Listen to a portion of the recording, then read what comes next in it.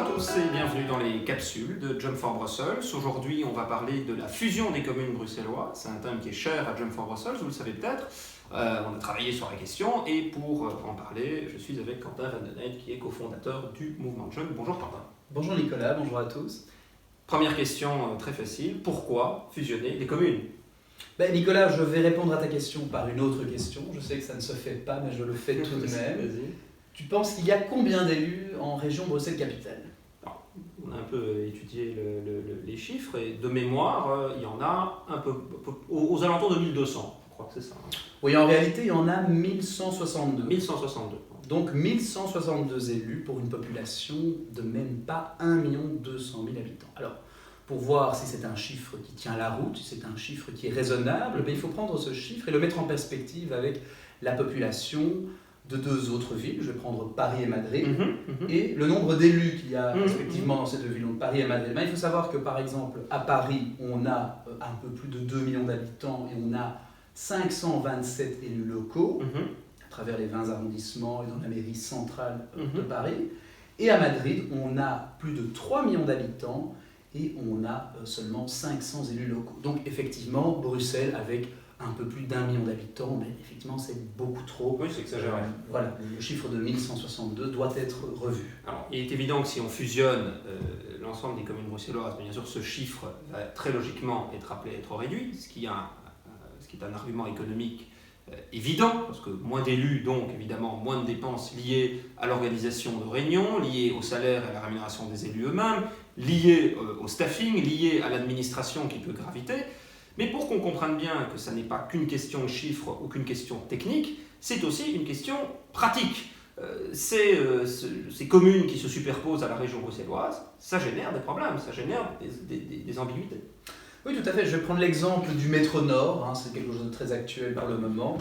Voilà. Aujourd'hui dans le soir. Aujourd'hui dans le soir, voilà, c'est un projet qui est porté par le gouvernement bruxellois, le ministre de la Mobilité, voilà. Il n'a aucune autonomie en réalité parce qu'il y a un échelon inférieur très puissant qui sont les communes et il y a 19 échelons de la mobilité. Donc le ministre de la Mobilité est en réalité, et ça Pascal Smet vous le dira, un ministre qui n'a plus de puissance, qui n'a en réalité plus de pouvoir, parce qu'à la moindre décision qu'il prend, qui est régionale, c'est-à-dire qui va des Verts à Forêt, pour prendre l'exemple du métro Nord, il est bloqué. Là, il est bloqué par Scarbeck, par Bruxelles-Ville, et par toutes ces baronnies en réalité qui veulent exercer une pression certaine sur l'ensemble des Bruxellois. Donc le métro, exemple concret, métro Nord, 2030 au lieu de 2022 aujourd'hui, parce que les communes bloquent le projet. Autre exemple concret qu'on peut citer, et on voit des images, c'est le chasse-neige, c'est une image célèbre à Bruxelles. C'est le chasse-neige qui fait demi-tour à la frontière de deux communes, et donc totalement inutile évidemment, parce que le chasse-neige est communal, donc il s'arrête à la frontière, et donc après on ne déneige plus la rue plus loin. C'est évidemment la propreté aussi, le ramassage des ordures, ça dépend de quel type de poubelle, ça dépend aussi des voiries régionales et des voiries locales. Oui, un exemple très concret, c'est le parking. Je ne sais pas, les gens qui voient par exemple le fameux rond-point Louise ou encore la place Stéphanie, c'est vraiment très parlant. Quand vous êtes sur la place Stéphanie, vous êtes en réalité sur 3 communes. Vous êtes sur la ville de Bruxelles, vous êtes sur la commune d'Ixelles et sur la commune de Saint-Gilles. Voilà. Et donc vous devez aller dans 3 ordinateurs différents, vous devez vérifier vraiment où vous êtes. Et je pense que c'est arrivé déjà à tout un chacun de se tromper et de se prendre une prune parce que il a été prendre un ticket à l'ordinateur de Saint-Gilles et pas à Bruxelles-Ville par exemple. Alors, disons, on fusionne, quelle forme ça pourrait prendre ? Parce que ça aussi, c'est un argument quand on défend la fusion des communes, comme Jump, on nous dit souvent, oui, mais vous oubliez le niveau local. Non, il n'est pas question, en tout cas dans le projet que nous on porte, d'oublier l'échelon local. C'est simplement rationaliser en fait. Quand on parle d'échelon local, c'est pas non plus l'échelon rural. Bruxelles est une ville moderne aujourd'hui en 2019, c'est une ville unifiée. Ça va de Singapour à New York en passant par Moscou et Madrid. Tout simplement, ce qu'on pourrait faire, c'est de prendre un exemple très proche, l'exemple d'Anvers. Anvers aujourd'hui, c'est une ville qui compte plus d'1 demi-million d'habitants et pourtant c'est une ville avec un bourgmestre et un collège communal. Alors, mais avec donc les districts qui sont cet échelon local qui est respecté. Tout à fait. Donc il y a ces districts qui sont là.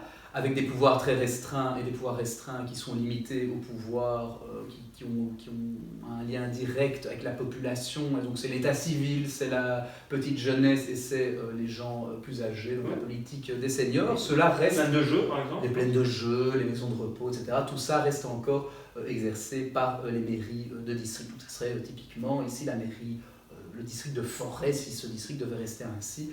Toutes les politiques encore très locales liées aux personnes seraient encore exercées par le maire d'arrondissement. Alors tout ça peut être mis en œuvre de manière très simple, parce qu'en réalité la nouvelle loi communale bruxelloise prévoit que le gouvernement bruxellois, par la prise d'une ordonnance au sein du Parlement qui est votée à une majorité simple, peut rationaliser le territoire bruxellois. Il peut ainsi regrouper plusieurs communes, voire l'intégralité des communes en une seule commune, et si effectivement l'intérêt de la région le justifie, et je pense qu'aujourd'hui, et vous le savez tous, voilà, ça se justifie parce que Bruxelles ne fonctionne plus. Et voilà, tu ne diras pas le contraire, Nicolas. Non, je ne dirais pas le contraire, mais donc je conclus de tout ce qu'on vient de dire. 5 minutes de courage politique. Donc, première chose, c'est que ce n'est pas constitutionnellement impossible. 5 minutes de courage, et puis effectivement beaucoup de pragmatisme, comme on l'a démontré. Voilà, c'est la fin de cette petite capsule. Merci de nous avoir suivis. Un rendez-vous pour ceux qui pourraient nous rejoindre. La conférence de rentrée de Jump for Brussels, le 23 janvier à 18h30 au phare du canal. Et puis plus d'infos sur jumpforbrussels.be. Merci Quentin. Merci à vous et à très bientôt.